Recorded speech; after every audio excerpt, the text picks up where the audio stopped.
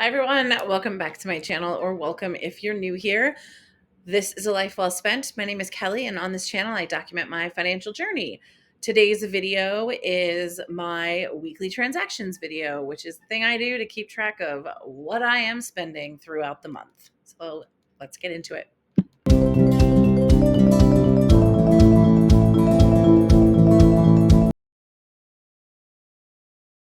Okay. So, those of you who've been here a while will know this. Those of you who are new do not, but I like to get all of my bills paid within the first week of the month. So they're all set to come out of my bank account on like all the bills and all of the money transfers to like sinking funds and stuff like that will all come out on the first. And then after that, I can just kind of adjust. And I'm really just paying what I've spent for the month, um, and or what I need to spend for the month. So that's, I don't know, it's kind of helpful. A lot of people do like have some like paycheck habits when they get paid. My mother is one of those people, so she waits till payday, gets paid, sits down, figures out the bills, blah blah blah. Like I cannot operate like that. If you can, more power to you. But she was for a while doing that with money that she owed me, and I was like, "Mom, like you're paying this every stinking month. Just put it on an auto draft and be done with it." But I have her doing sort of what I'm doing, so she always has the money in there. I do um I keep a month's worth of income in at the start of the month. So in my checking account at the start of the month. Because I really can't do this like, oh wait, I have to wait till I get paid and um then I can pay that bill, because if I don't, like I don't know, maybe I'll bounce a check or something. Like I just I cannot be bothered to do any of that. So I keep a month in. Um, and depending on like how you spend and stuff like that, like I totally recommend doing that. I mean, it's nice to know, like, I still have savings and stuff like that, but like I start the month with a month's worth of income. And so I don't ever have to worry about, like, I still check and I still keep track to make sure that like I'm not spending insanely, but I never have to worry about like, oh no, this bill is due. Do I have the money in my account? Yeah, because I started out the month with more than enough money. So basically my month's income is like my zero, right? So it's about $3,600 is my take home. It's a little bit over that yet, but I wasn't quite sure since it's January and things are different with the pay because taxes are different and all that stuff. So I've actually also decided to start contributing to a 403b. So I knew I was doing $100 a pay, but then that changes like how much I'll owe in taxes. So I can't just take like $200 off, because it's not exactly $200. It'll be a little bit less than that. Plus I'm contributing more to my HSA. And so like all of that stuff gets a little wonky. And it's just easier to wait till I get the first paycheck. But I was like, at the very least, it's going to be 3,600 take home. So anyway, that's my zero. That's what I make sure I start the month with. In this case, the year with. But so basically then like I just kind of I pay out what I need to pay out, and the paychecks just put the money back in. Is kind of how it works. So anyway, my mom gave me $40. That's actually a little bit more than she owes me, but we changed our cell phone plan and we weren't quite sure like how it was all going to suss out when you add like taxes and fees and stuff on there. So that was for her half of that. It's her half of my niece's brokerage account. She puts 50 in, I put 50 in. Then I paid my mortgage, 647.09. That is for the principal, the interest, and the insurance and taxes all escrowed together. Um, my gas bill is my natural gas. That's my heat is through natural gas is 117.66. And that's because it was very warm in December, but pretty much the entire United States is under a polar vortex for January. So I would not be surprised if that's like 250 next month. We shall see. Let's see. PPNL, that's my electric bill. It's $49.30. It's kind of about average these days. My water bill is $18.97. It's not really a flat rate, it's like a minimum usage rate. So it tends to be how much I pay. It is like no matter how much water I've used, I will always at least pay, or no matter how little water I've used, I'll always pay that. Like, I could go away for a month and I would still have that bill, which is really kind of frustrating when you think about it. You'd be like, I have literally used no water, none. Okay. Sewer is $63. That one is a flat rate. You'll notice that under Comcast, I haven't paid anything. I'll get to that in a second. And then Xfinity, which is Xfinity Mobile. I separate them so that I know that, I mean, it's technically the same company, but I pay the bill separately. So that's what our total came to be. So for my mom and I each, it'll be $33.40. We didn't know that at the beginning of the month when she sent it, because the bill doesn't come till the 6th. So she sent me 40. Now, I did buy some stuff for her, so I just kind of took the difference off a little bit later. It is not a garbage month for me this month. Next month, I think, is my next garbage month. I pay it quarterly. So back to the Comcast. So I decided, after I paid my gas bill, which is I'm kind of kicking myself about, um, I decided to move forward and get the next credit card so that I can get like points and miles to travel with. So, and I can pay that bill with my credit card. So firstly, I was kind of holding off because I think like they always change the rate and they charge like a couple dollars more basically every time January comes around, and I figured that was going to be the case, and I didn't want to get a bill that was like you still owe $3 or whatever. So I was like, all right, I'm even when I do like even when I would have it on auto pay, like I only ever had it on auto pay for 12 months and then it would cancel and I'd have to put it in with the new one. Um, so I thought like this time I'm gonna wait because I'm pretty sure I know I can put that on the credit card and it should come sometime this week. So I will take care of it then for that reason. And then moving forward, I will just pay it on the first with that credit card so that I can get my $3,000. I think it's gonna be kind of hard actually. I don't usually spend that much money. Like, unfortunately, I can't put my house payment on a credit card because that would be super handy. Um, my God, that's like more than half of it right there, right? So I think what I may end up doing is I may like overpay my gas bill and overpay my Comcast bill. If I'm like short a couple $100 when the 3 months come around, I might be like, let me prepay some months because the money's gonna be coming out anyway. Yeah, we'll do what we want to do. I'm going to a work conference, and so it's entirely possible. I mean, I'll probably spend close to $1,000. It probably depends on what the hotel stay comes to, but um, I will spend that, and then my company will actually reimburse me. So it's technically their money, but the bank doesn't know any different. All right, $500 to my Roth IRA, $100 to my niece's brokerage account. Again, that's 50 from me, 50 from my mom. $70.83 to my brokerage account, which I wasn't planning on doing initially. I actually ended up putting it in my January budget because about the 27th of December, they started the transaction to take it and invest it for the first, which is funny because the markets aren't open. It's not like they could do anything with the money. But anyway, by the time I realized the transaction had started, like I couldn't change it, I couldn't cancel it. So I've made one payment in my brokerage account. I might make more. We'll see. I mean, I initially opened the brokerage account with the intent of, if I have any extra money at the end of the month, once I've met all of my other goals, then I'll do it. And I opened it up kind of the same time I opened up the one for my niece, and I was like, just have one for me.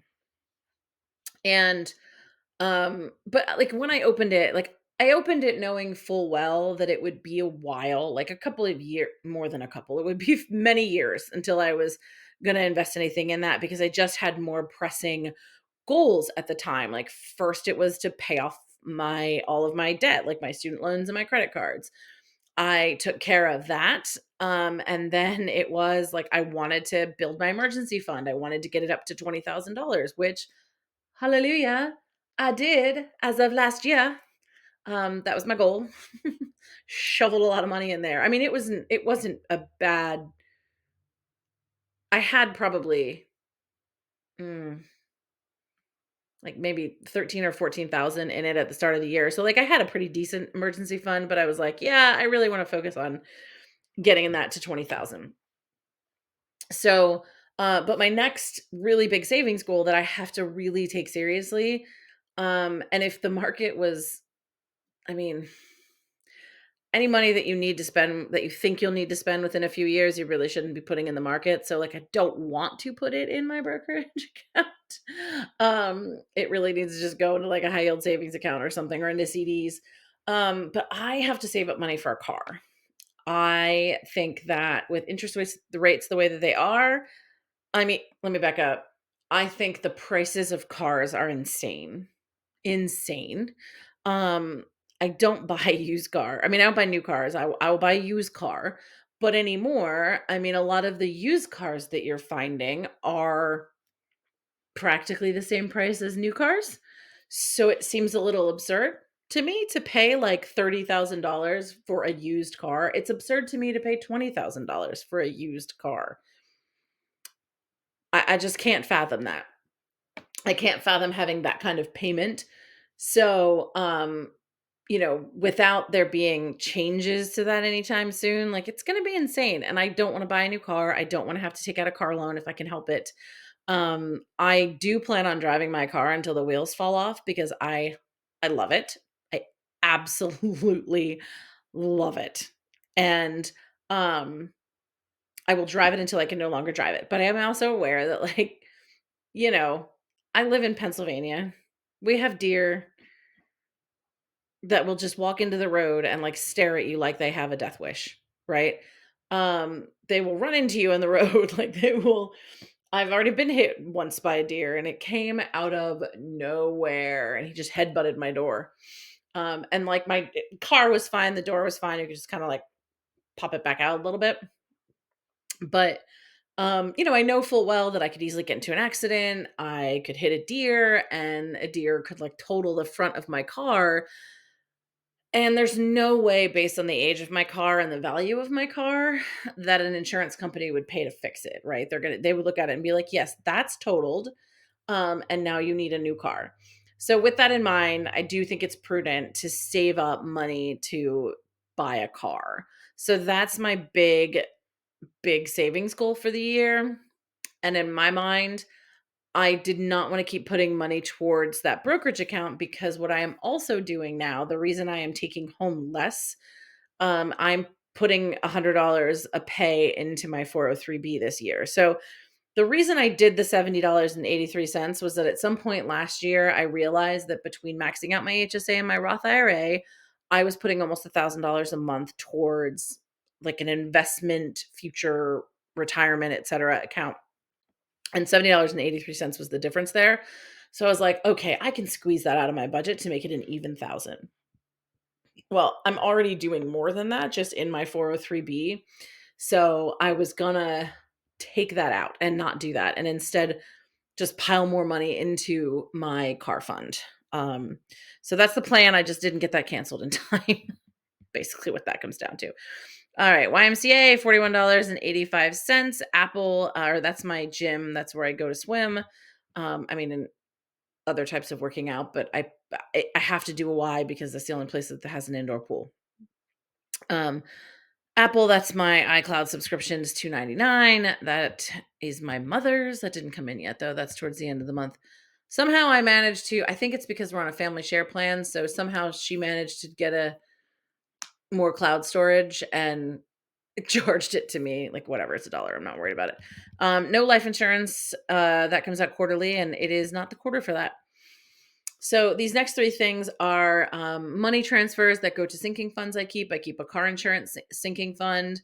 I keep a sinking fund for, the Nittany Lion Club, and I actually would pay that in January, and I would typically pay that by now, but I'm waiting on my Discover card, so because I keep it's like it's Explorer. It's United Explorer. I keep thinking it's United Discovery or something. That's why the Discover keeps popping in my head. But anyway, waiting for the new credit card because every little bit helps to actually pay for that. $50 transfers into my garden fund. Pretty much the Nittany Lion Club and car insurance ones are going. They're the only ones I'm really going to be actively contributing all year long. The garden fund, I usually put more money aside for that in the winter so that when the spring comes around, I have money to buy like if I need lawn fertilizers or like whatever stuff I need for the yard, usually like plants and things of that nature, so that like I have the money set aside, and then I won't really bother with it again until like probably October. All right, Christmas market. So my mother and I are taking a trip to the Christmas markets in Europe. We haven't decided which ones yet. We're not quite sure exactly when we're going. I mean, there's a window. We'll be going within that window. We just don't know when yet. So I'm doing $20 a month to put towards that. So I just have like random spending money and souvenir money and things like that when I get there, because I am pretty sure I'm going to eat my face off at said Christmas markets. So I have four slots in here, is one each week. And as a matter of fact, it is January 12th. And while I'm in here, really that's for next week's video, but I'm putting it in anyway, otherwise I'll forget. All right. So I also, and the reason I do these, I know these are all kind of out of order, but like these are transactions from here up. That will be like my paycheck transactions are all the way up top. They will be the ones that I use every month. So I will copy these. And this ends up being like a 1,000 line thing.